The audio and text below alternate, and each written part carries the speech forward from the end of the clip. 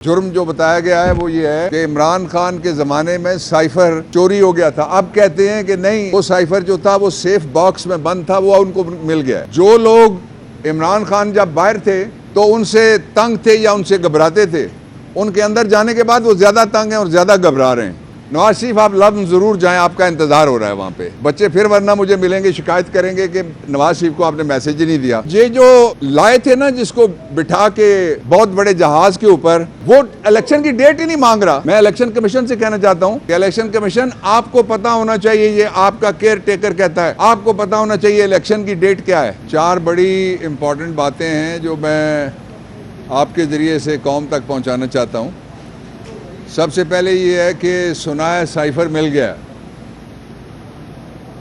अगर साइफर मिल गया है, ये रिपोर्ट शुदा गवर्नमेंट के सर्कल्स की खबर है, तो फिर फौरी तौर पे साइफर का मुकदमा विड्रॉ करना चाहिए, FIR कैंसिल करनी चाहिए और इमरान खान को रिलीज़ करना चाहिए। क्योंकि FIR आप ज़रूर दिखाएं टेलीविज़न के ऊपर, उसमें सबसे बड़ा जुर्म जो बताया गया है वो ये है कि इमरान खान के ज़माने में साइफर चोरी हो गया था। अब कहते हैं कि नहीं, इमरान खान ने साइफर, उनके ज़माने में ज़ाहिर अमला ये काम करता है, वज़ीर आज़म का काम नहीं है, तो वो साइफर जो था वो सेफ बॉक्स में बंद था, वो उनको मिल गया है। एक बात। दूसरा, इसका जो मतलब है वो ये है कि या FIA झूठी है या वफाकी हुकूमत झूठी है। इन दोनों में से दोनों सच्चे नहीं हो सकते, और इनमें से एक भी झूठा है तो फिर केस झूठा है। और दूसरी बात जो मैं आपको बताना चाहता हूं वो ये है कि जो लोग इमरान खान जब बाहर थे तो उनसे तंग थे या उनसे घबराते थे, उनके अंदर जाने के बाद वो ज़्यादा तंग हैं और ज़्यादा घबरा रहे हैं। उसका सबब ये है कि इमरान पहले एक था जो बाहर था, नज़र आता था, अब उसकी तस्वीर छुपा दी गई है, नाम उसका हटा दिया गया है, उसको जेल में डाल दिया गया, हर आदमी इमरान हो गया है। उसका सबूत आपने लम्स में देखा। तो नवाज शरीफ का लाहौर में थे, नवाज शरीफ आप लम्स ज़रूर जाएं, आपका इंतज़ार हो रहा है वहाँ पे। बच्चे फिर वरना मुझे मिलेंगे, शिकायत करेंगे कि नवाज शरीफ को आपने मैसेज ही नहीं दिया। जो लम्स है उसके हवाले से आपने लोगों का तड़पना देखा, सिसकना देखा, और जो स्टेटस को है उसके वो लहू के आंसू आपने बहाते हुए। ये 6 बच्चे थे जिन्होंने सवाल किया। जिस दिन आप इलेक्शन का ऐलान करेंगे तो उस दिन आपको 65% जो वोटर रजिस्टर्ड है, 65% नौजवान है। हमारी उम्र वाले तो बहुत ही कम है उसमें, तो वो 65% किसी से भी नहीं रुकते। वो 65% वो सारे सवालों का उस दिन बदला लेंगे।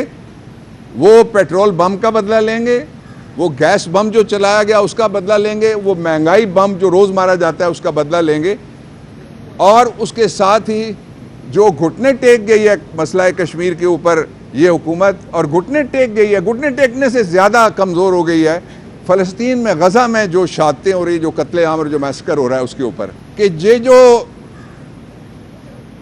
लाए थे ना, जिसको बिठा के बहुत बड़े जहाज के ऊपर, वो इलेक्शन की डेट ही नहीं मांग रहा, वो वोट की इज्जत की बात ही नहीं कर रहा। मैं इलेक्शन कमीशन से कहना चाहता हूं कि इलेक्शन कमीशन, आपको पता होना चाहिए, ये आपका केयर टेकर कहता है, आपको पता होना चाहिए इलेक्शन की डेट क्या है। अगर आपको नहीं पता तो किसी नजूमी से ही आप निकलवा लें डेट, और जायचा निकाल के इलेक्शन का ऐलान करना पड़ेगा, वरना फेडरेशन का मरकजी इदारा टूट जाएगा जो सेनेट ऑफ पाकिस्तान है। इसलिए कि जब असेंबलियां नहीं होंगी तो सेनेट इलेक्ट नहीं हो सकता। सेनेट 4 असेंबलियों से, सूबाई असेंबलियों से इलेक्ट होता है। सेनेट की इस्लामाबाद की सीट कौमी असेंबली इस्लामाबाद से इलेक्ट होती है। और मैं अगली बात ये कहना चाहता हूँ कि जिनको गलतफहमी थी कि वो ऐसा रेंट ए क्राउड लाएंगे जिसके पास टॉर्च वाला मोबाइल भी नहीं है, या वो नहीं सुनना चाहता उसको, वो टॉर्च अपनी नहीं उन्होंने जलाई, दोनों सूरतों में वो नाकाम हो गया है जो प्रोजेक्ट नवाज शरीफ था।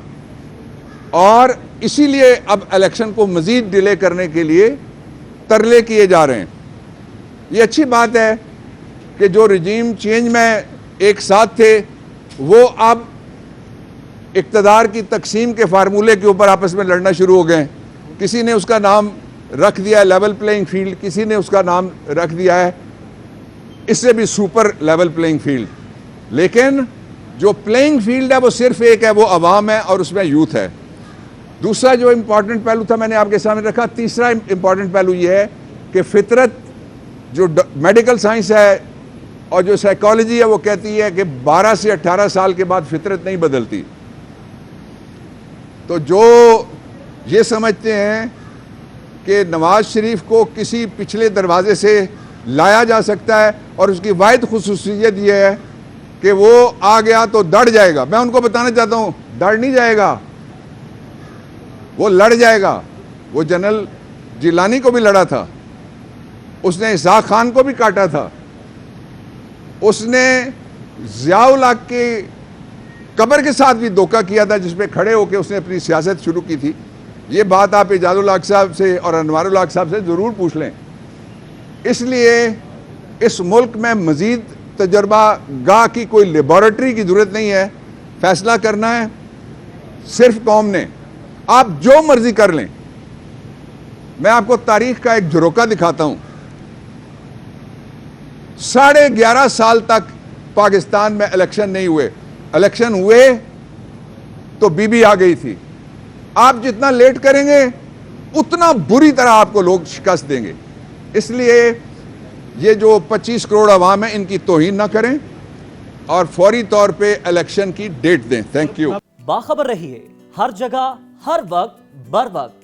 अभी सुनो न्यूज का यूट्यूब चैनल सब्सक्राइब करें और बेल आइकन पर क्लिक करें और जानिए मुल्की और गैर मुल्की हालात व वाक़यात यकीन के साथ।